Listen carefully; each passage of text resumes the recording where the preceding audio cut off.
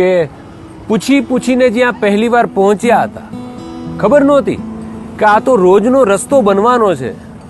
જીવનમાં જમવાનું ટિફિન પહેલા અને પછી નાસ્તો બનવાનો છે, કારણ કે ટિફિન લઈને જવાનું કે એ જ ટ્રાફિક સિગ્નલ ઉપર રોજના અજાણ્યા જાણીતા ચહેરા 30 દિવસના એક પગાર માટે રોજના આટા ફેરા.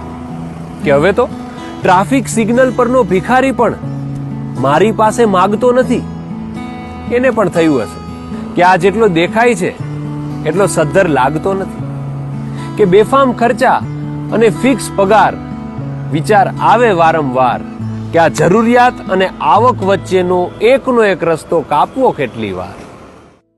આ આખર તારીખમાં યાદ આવે કે નામ મધ્યમ વર્ગ છે, બાકી ખેંચતાણ અને જરૂરિયાતો તો હંમેશા તીવ્ર જ હોય છે. કેમ કે મહિનો પૂરો થાય એ પહેલા તો રૂપિયા પૂરા થઈ જાય. કેમ પેલી ગાડી રિઝર્વમાં આવી જાય ને, એવી રીતે 22 તારીખ પછી આખી છે ને ઘરની ગાડી એ રિઝર્વની અંદર ચાલતી હોય. કેમ કે મોંઘવારી વધે પણ પગાર ન વધે અને મહિનો પૂરો થતા તો કંઈ જ ન વધે.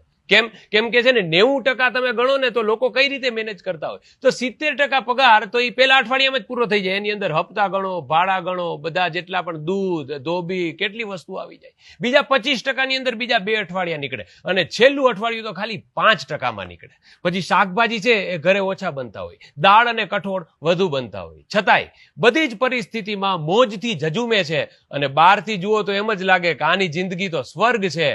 હાથ ફેલાવવાની બાધા છે, ખાલી નામ મધ્યમ વર્ગ છે.